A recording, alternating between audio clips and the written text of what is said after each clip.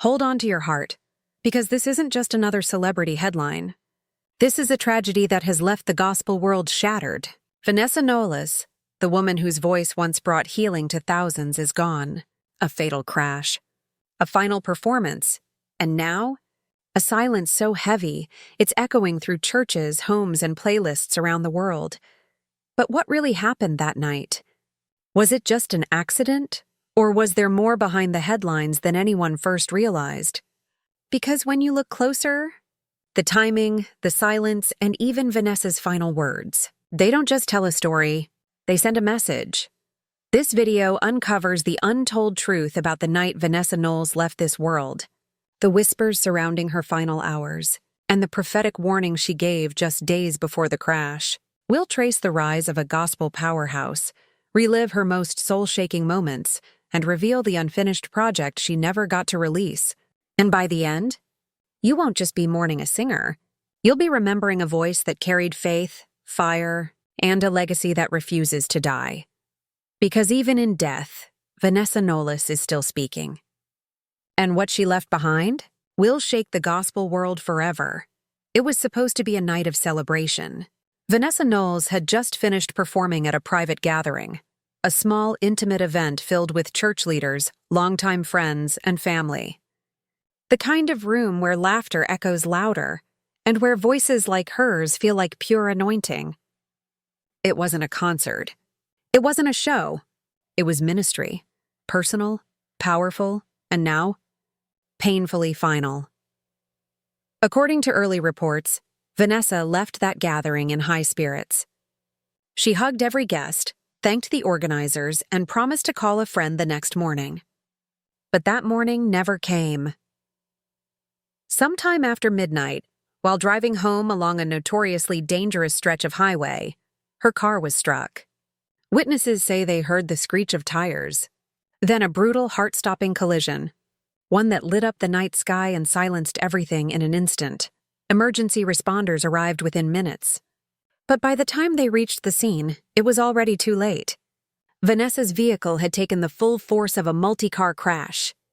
The damage was catastrophic. Authorities confirmed multiple vehicles were involved. Early indicators point to slick road conditions and possibly excessive speed by another driver. Some reports suggest that one car hydroplaned, triggering a violent chain reaction. And in the middle of that chaos was Vanessa Knowles. She wasn't speeding. She wasn't distracted. She was simply in the wrong place at the worst possible time. The gospel world woke up to a nightmare that morning.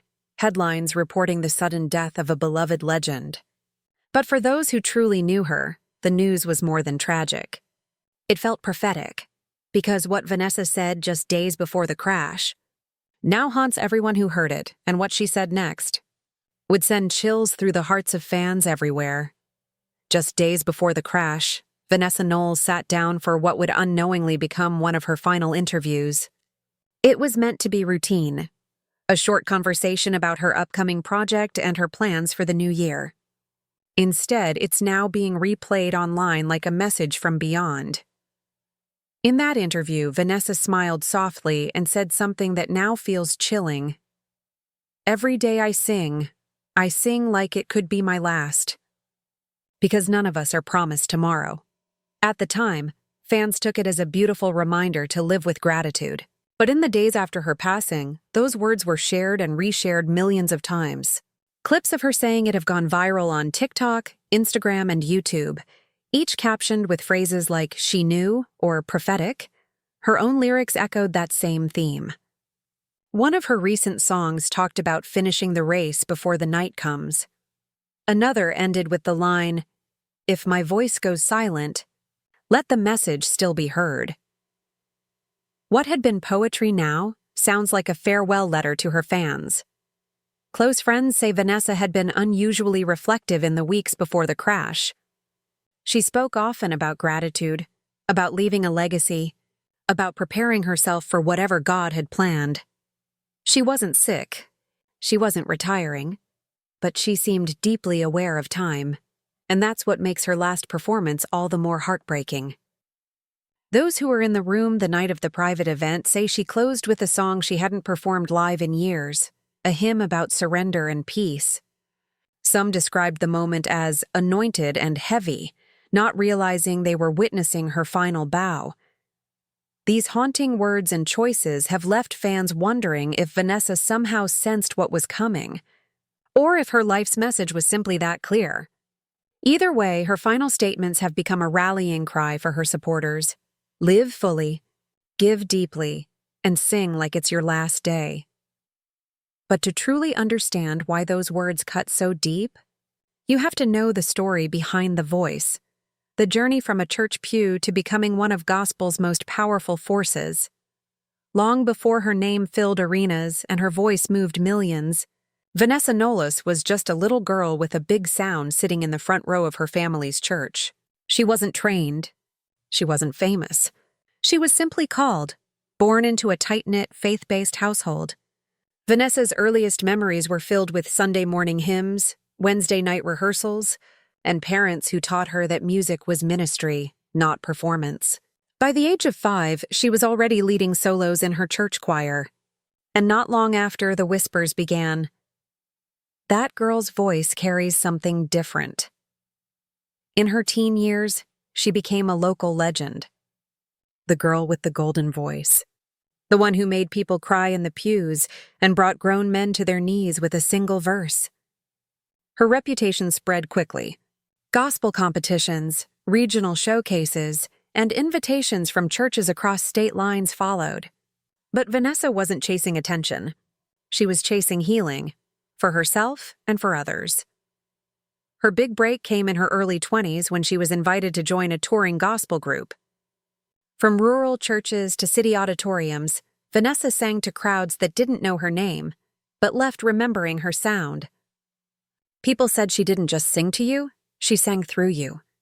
There was something in her tone, that rare combination of raw power and spiritual weight, that made every song feel like a prayer wrapped in melody. And yet, it wasn't just her voice that set her apart. It was her unwavering refusal to conform. While others in the industry bent toward trends or commercial pressure, Vanessa held firm. She sang about God's grace, about pain and redemption, about the kind of faith that survives fire. Her first album, released independently, sold thousands with no radio play, no marketing team, no label machine behind her, just word of mouth, church by church, family by family, one CD at a time. By the mid-2000s, Vanessa Knowles had become more than a singer. She was a movement. Collaborating with gospel giants, filling arenas with choirs, and earning standing ovations that weren't just applause. They were moments of collective worship. But through it all, Vanessa stayed grounded. She often said her greatest reward wasn't an award or a paycheck. It was the handwritten letters from fans telling her that her voice saved their life. That her songs stopped them from giving up. That she made them believe again. One of her most iconic tracks, still sung in churches today, was written during the darkest time of her life. A personal season of grief that she turned into a spiritual anthem. She once admitted that every time she sang it, she relived the healing all over again. Not for herself, but for whoever was listening. But even as her music soared, Vanessa's impact wasn't confined to stages or songs. Behind the spotlight, she was doing something far more personal. And far more powerful. For all the lights she stood under and the stages she conquered, Vanessa Knowles was never driven by celebrity. In fact, she often ran from it. While others chased awards and viral moments, Vanessa focused on something far quieter and far more eternal: legacy. Behind closed doors, she became a mentor to dozens of up-and-coming gospel artists, some now household names, others still finding their way. And if you asked any of them what set Vanessa apart, the answer was always the same. She gave when no one else did. She offered vocal coaching to singers who couldn't afford it. She let unknown artists open her shows just to give them exposure.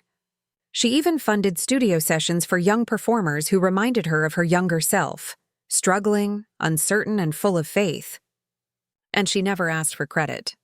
Never made an announcement. Never posted about it. She simply gave and moved on. But that wasn't all she was working on. In recent years, Vanessa had quietly begun crafting what insiders now believe could have been the most important project of her entire career. A genre-blending, boundary-breaking album that would have introduced her to a whole new generation. She was experimenting with spoken word, tapping into neo-soul and R&B influences, even collaborating with artists outside the gospel world to bring faith-based music to audiences that might have never walked into a church. According to close friends, this wasn't just about sound, it was about reach. Vanessa believed the gospel message had no walls, no rules, and no age limit. She wanted her music to speak to grandmothers, single moms, high school kids, and men who hadn't prayed in years. She once said, "If the church won't go to the streets, then I'll send my voice there instead." And now, tragically, that unfinished project is sitting in limbo. Tracks recorded, lyrics written, but never released. Her team has confirmed she had plans to announce it within days of the crash, a revelation that left fans devastated over what might have been, but perhaps most haunting of all was her spiritual posture during this final season. Friends noticed a shift. She was more reflective. She prayed longer. She seemed at peace, like she was preparing for something no one else could see coming. Was it coincidence? Or something deeper? Whether it was divine timing or an unspoken knowing, Vanessa Knowles was preparing for more than a release. She was preparing to leave something behind, something that would outlive her, and when the news of her death finally hit, the world didn't just react, it broke. The moment the news broke, time seemed to freeze. It wasn't just a trending headline. It was a gut punch. Vanessa Knowles, killed in a fatal car crash. The gospel community didn't just lose a singer, it lost its heartbeat. Within hours, social media exploded with grief. Fans flooded Instagram with throwback clips of her live performances, captioned with trembling words like, "I can't believe this," and "She got me through my darkest days." Facebook timelines turned into memorials. YouTube comment sections became prayer walls. And on Twitter, the hashtag #RememberVanessaKnowles trended globally within minutes. But the response wasn't just digital. In cities across the country, fans organized candlelight vigils, some in front of churches, others at the crash site where her life ended. People who had never met her showed up in tears, holding photos, records, handwritten notes, and singing the very songs that once brought them peace. In one viral video, a children's choir gathered in their school auditorium and performed her most iconic hymn, their young voices trembling, their faces soaked in tears. That video has already reached millions, and the tributes kept coming. Gospel legends who once shared the stage with Vanessa poured their hearts out online. One called her a sister in spirit and a soldier in sound. Another wrote simply, "When she sang, the heavens responded." Even outside of gospel, R&B and soul artists paid tribute. Some who had grown up listening to her, others who'd quietly collaborated with her behind the scenes. They called her a lighthouse, a truth teller, a healing presence in music. Pastors dedicated entire Sunday services to her memory. Some paused their sermons mid-message to honor her voice. In one church, the pastor said, "We lost a vocalist, but heaven gained a worshiper." That clip went viral, instantly, played over montages of Vanessa's live performances as if her voice had become part of heaven's choir. But the most personal stories came from those who knew her not as a star, but as a soul. Friends and collaborators shared memories of her staying late after concerts to pray with strangers, of how she remembered people's names even years after meeting them, of how she once drove hours just to visit a fan battling cancer. No cameras, no press, just compassion. She never saw herself as famous. She saw herself as faithful. And that's why the mourning has felt so personal, so piercing, and so collective. But amid the sorrow, something unexpected began to grow. A new conversation. A louder call. Because in the wake of her passing, fans began asking a powerful question. What was Vanessa about to reveal? And why did her final days feel like she was preparing for more than just music? As fans and friends grieved Vanessa Knowles' death, Another question quietly began to surface. What was she working on, and why was she being so secretive about it? Because those closest to Vanessa say she wasn't just preparing music. She was preparing a moment. Sources confirm that in the days before the crash, Vanessa had scheduled a major announcement. A press release was drafted. Social media graphics were designed. A live stream had even been penciled in with the caption, "The sound of something new." But after her passing, everything was suddenly... Sourced insiders say she had recorded over a dozen tracks for an upcoming project, blending traditional gospel with contemporary beats, acoustic storytelling, spoken word, and even collaborations with unexpected artists from other genres. And while the gospel world knew she was evolving musically, no one expected this. Her longtime producer revealed in a quiet interview that this wasn't just an album. It was a movement. She wanted to reach the people the church had forgotten. The ones scrolling late at night looking for a reason not to give up. Another source claimed she had been in talks to launch a foundation to support young women in ministry. Those without resources, mentorship, or community. She wanted to be more than a mentor. She wanted to build an infrastructure for legacy, and then it was all silenced. Now rumors are swirling. Did she finish the album? Will the label release it posthumously? Did she leave instructions for her team? So far, no official answer. But what we do know is this. Petitions have already begun circulating online. Tens of thousands of fans are demanding the unreleased project be completed and shared. Some are even raising funds to help make it happen independently. Others are calling for a tribute concert, a documentary, or even a music scholarship in her name. But the most powerful part of all this? It's not just about the music. It's about a woman who spent her life building bridges between generations, between genres, between the saved and the searching, and who, in her final days, may have been preparing her boldest message yet. Her voice may be gone, but her vision? It still lingers in every lyric she left behind. And that vision, that calling, is what's now redefining her legacy in real time. Because what Vanessa Knowles gave us wasn't just a discography. It was a blueprint. Vanessa Knowles was more than a gospel artist.